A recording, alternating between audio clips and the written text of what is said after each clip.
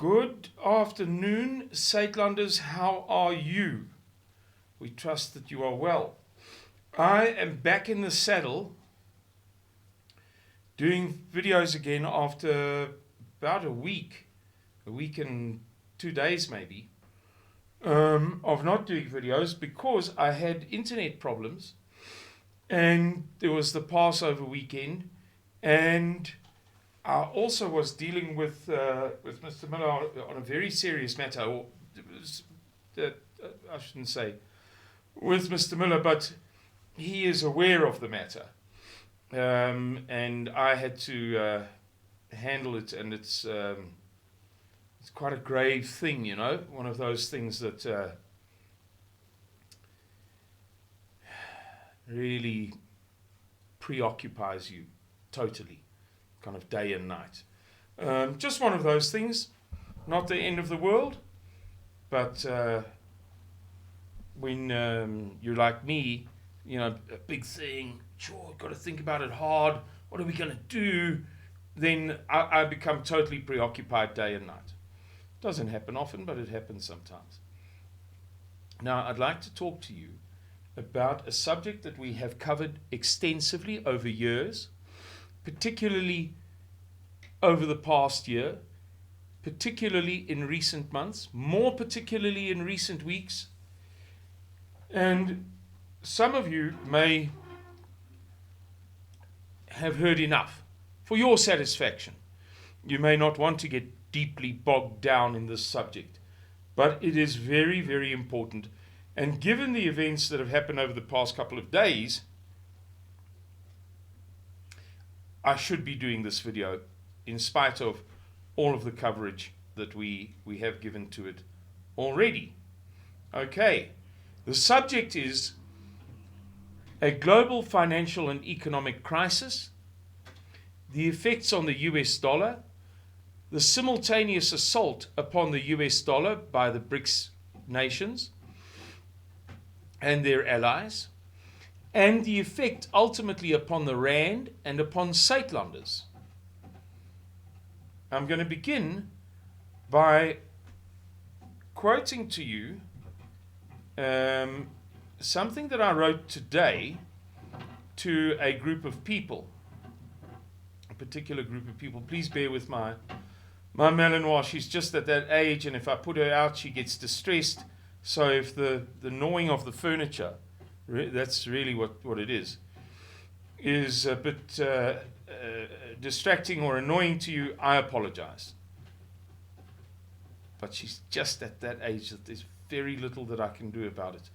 And I've managed to get her off gnawing just whatever she wants, whenever she wants. But I just feel that I have to, terrible as it is, allow her to gnaw some things, cheaper items, because she just goes berserk. Too much energy. And these dogs are notorious for that. Okay, so here we go. We begin with an article in News 24 from yesterday. The new BRICS currency must replace the dollar, says Brazil's Lula, the new president of Brazil, socialist, bad guy. Brazil's Luiz Inácio Lula da Silva called on BRICS nations to come up with an alternative to replace the dollar in foreign trade, supporting China's crusade against US global dominance, just as he prepares to meet with President Xi Jinping in Beijing. As I understand it, he's there already, but he, at the time of the writing of this article, at the time of him saying these things, he hadn't yet met Xi Jinping. No.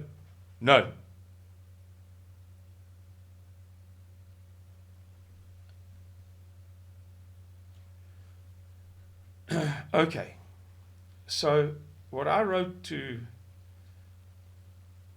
these quite important people was the following. This is something about which we have already spoken very much, but it is becoming scary. A very clever man called Bob Moriarty, you can look him up, recently predicted in dead seriousness that the next 6 months shall witness more change than the past 50 years. And Edward Dowd, about whom I've spoken in many videos, the former head of investment at BlackRock, who is regarded as arguably the greatest living genius of investment, just forecast that the entire USA banking system shall be reorganized into 6 banks. The USA has hundreds of banks.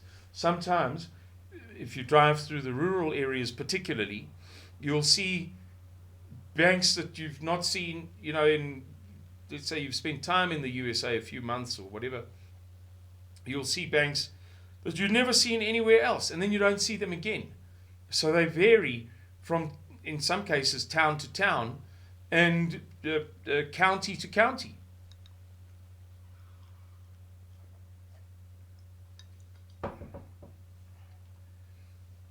I think my dog is after the chickens. I'll be right back.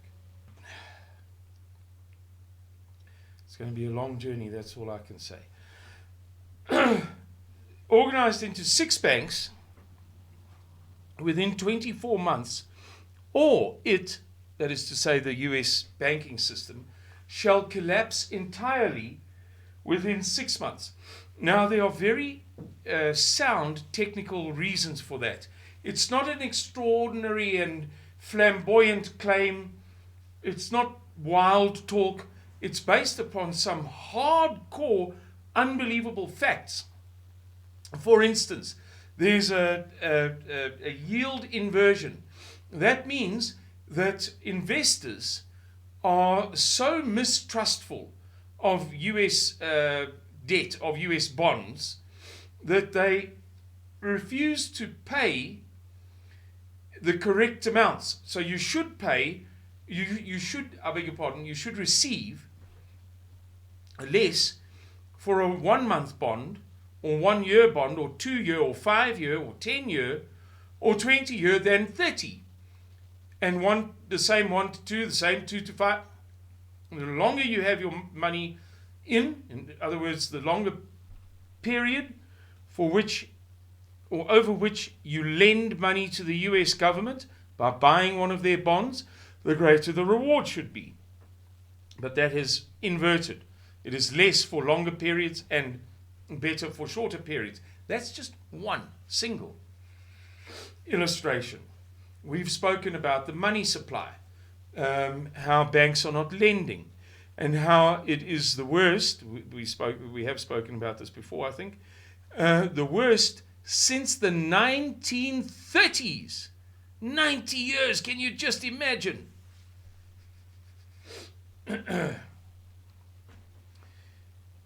So, and all of that, so Bob Moriarty and Edward Dowd, which is not to mention the computer Socrates, famous predictive computer, almost faultless, that World War III may begin as soon as January, in whatever it is, 8 months' time. If you have done nothing at all to prepare since 2018, when Suidlanders went to a great deal of trouble to film a highly detailed description of the already emerging global financial catastrophe, then you are going to suffer grievously.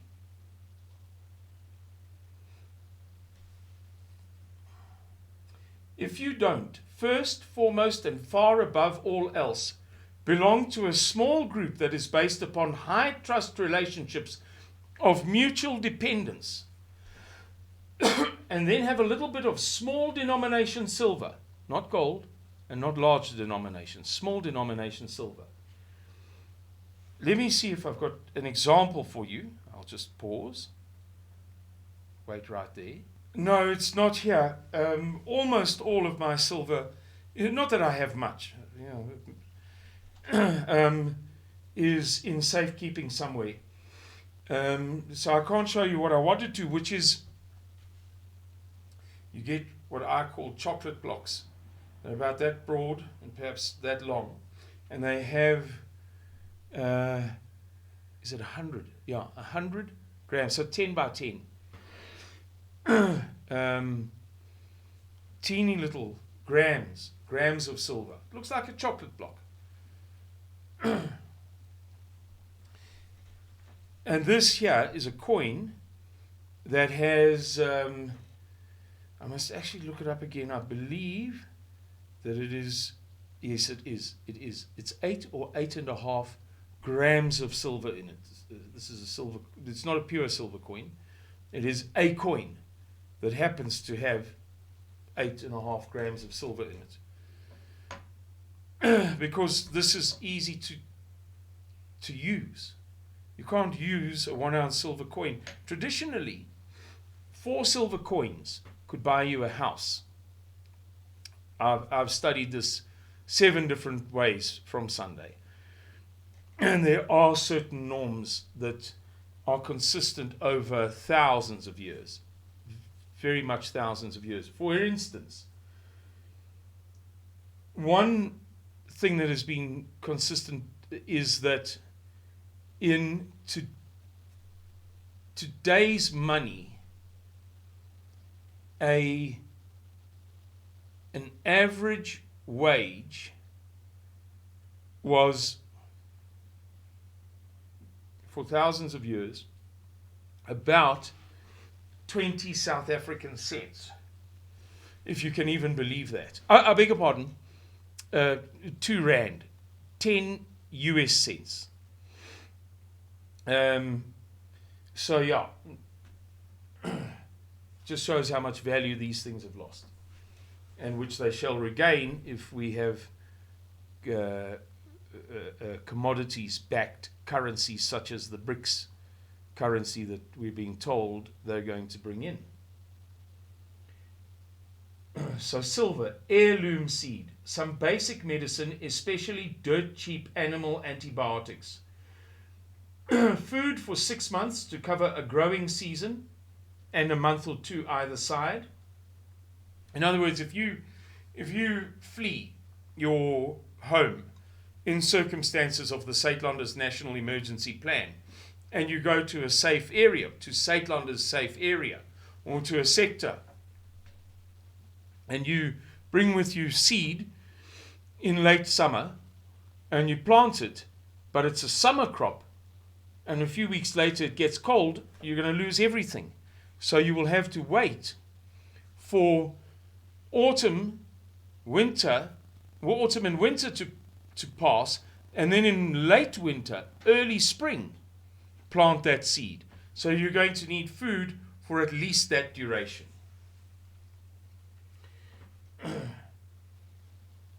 And the means of conveyance, and then I hint by putting it in brackets, with a few spare tubes to travel to work indefinitely in the absence of diesel and petrol. Clearly I'm hinting at a bicycle, unless you've got a horse or a mule, which most people won't have. A few hand tools, cheap or old extra clothing for years, some fishing tackle, a few scrawny chickens to form the core of a future large flock when necessity dictates. You only have yourself to blame for the tears your children are going to weep.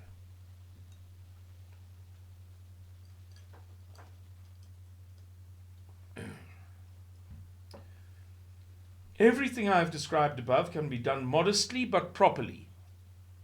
For under $5,000, and you have had years in which to do it.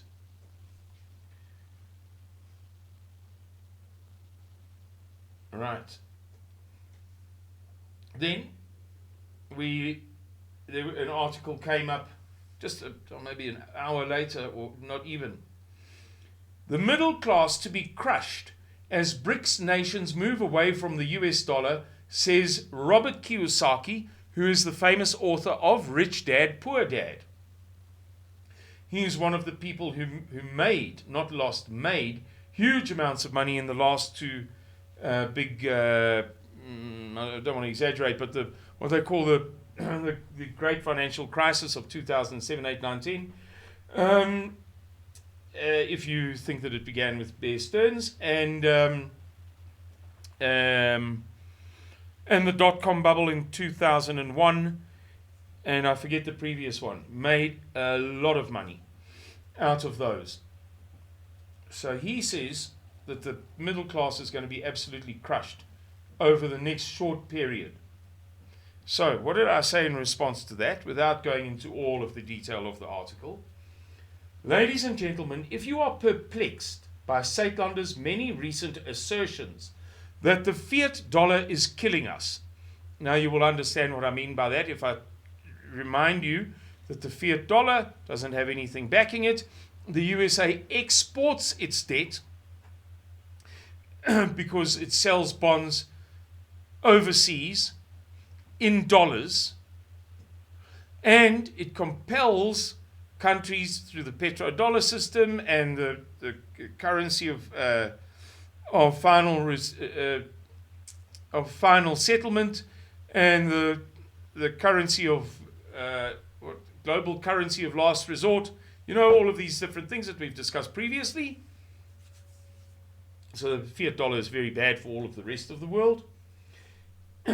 Saitlander's many recent assertions that the fiat dollar is killing us, but going off the dollar will murder us, then this may help your grasp of these bewildering concepts.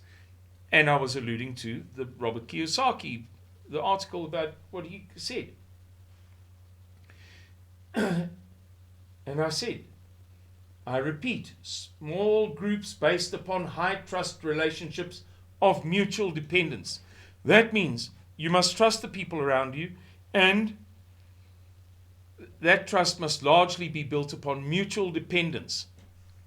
I, as a doctor, medical doctor, must believe, I must trust you not to kill me. And you, or to take advantage of me, to rob me, to steal from me, and you must indeed absolutely feel the same way, because I am a doctor. I'm going to save your little daughter's life. So small groups, high trust relationships based upon mutual dependence. You depend upon me as a medical doctor for the health and welfare of your little children.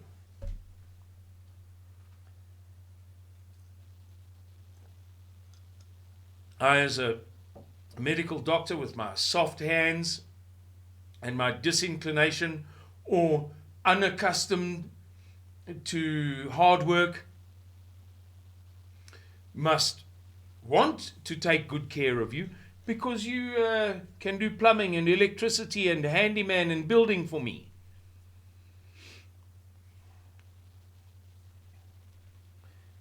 Small groups based upon high trust relationships of mutual dependence, cheap silver, in other words, small denomination silver, a bicycle, some fishing tackle, a few chickens, hand tools, seed, food, cheap antibiotics, and basic medication and old clothes. Now, I know some pretty grand people. I know $2 billionaires, a rand billionaire, another man of very great wealth, fairly well. I don't braai with them every day, but I know oaks who've got big Tom, who are prepared like you can't believe. But I endeavor to pitch this stuff at ordinary people. Number one, because the principles contained therein may be valuable even to the billionaires. Number two, because you've got to consider that some people are really suffering, and we're seeing that as Saitlanders a lot now. Many people are groaning, they're crying, they're struggling.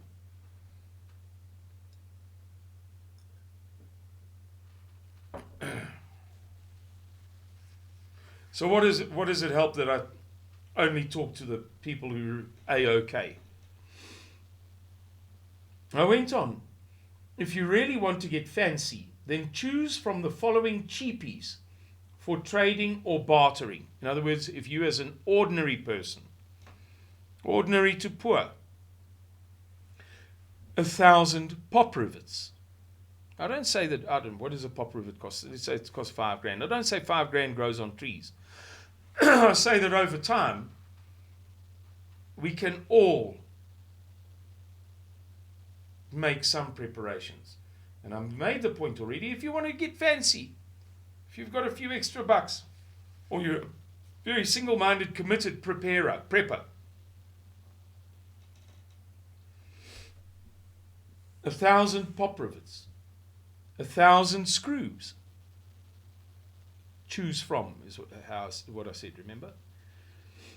1,000 nails, 100 balls of wool, 1,000 pins, 1,000 needles. This is for trading or bartering. 10 bolts of fabric. Can you imagine the shortage of fabric in the time that lies ahead of us? 100 reels of sewing thread. 100 cheap Chinese Tupperware containers. 1,000 Turkish pencils. They don't have to be Turkish, but they are the Turkey, for some reason, I don't know what it is, produces pencils that are cheap but fairly decent quality. They don't just break off in the sharpener. Although they're not exactly Statler Norica, you know. But they're about 10th and 11th the price. A few so-called chocolate bars of little grams of silver, as I described to you. 100 big pens. 1 single bolt of heavy-duty canvas. 100 packets. Imagine a satchel, a backpack, or whatever in the time that lies ahead. 100 packets of cheap vegetable seeds. 100 cheap cigarette lighters. 10 liters of pure alcohol. Can you imagine what that will be worth? And I don't mean for drinking. 1 kilogram of pepper. We've spoken before about diet fatigue. How in circumstances of want, some people hate eating the same food so much that they don't eat. It sounds crazy. If you're starving, that you would look down your nose at cold mealie pop. But it does happen. It's a documented thing. It has a name, as I say. It's called diet fatigue. And that's why pepper in the 16 and 17 and 1800s was peperduur. Peperduur. More expensive than gold. A kilogram of pepper. 25 liters of tannin for tanning leather. That was pretty random, beyond arbitrary. But it's valid. 200 doses of cheap powdered terramycin antibiotic from a veterinary shop.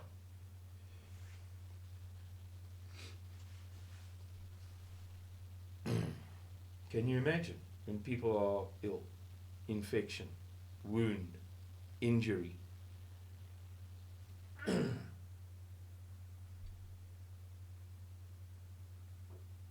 125 kilogram bag. I think they come in 25 kg bags. I believe so. It could be 30. I'm not sure. Of diatomaceous earth for thousands of doses for livestock internal parasites. 200 doses of super powerful opiate painkillers. Any one of those will buy you a house, cow, and horse in the times that are approaching. And I say that because these things have certain prices and certain historical values. I may have exaggerated slightly in some of the cases. I'm not sure that 1 bolt of heavy fabric or 100 big pens will get you a house, a cow, and a horse. But some of these things will comfortably get you a house, a cow, and a horse if you reduce the relative value or the values of each to an arbitrator, an intermediary, silver. If you say silver has traditionally been worth this, for instance, traditionally you could buy a house for 3 to 4 ounces of silver. then you reduce the price of this thing to silver. Historically, how much silver did a kilogram of pepper cost? Ah, right. I can get 2 houses, 4 cows, and a horse, for one for me, and one for each of my sons, and a carriage. You see, it's not as exaggerated as you may instinctively think. So there we go, guys. That's been 25 minutes of covering this thing. Shall I whip through one more thing? No, I think enough is enough. I'll do another video about that. Thank you very much for watching this video. Goodbye. God bless you for the times that lie ahead of us. And I'm sure that we'll be speaking lots more. Okie dokes. Cheerio.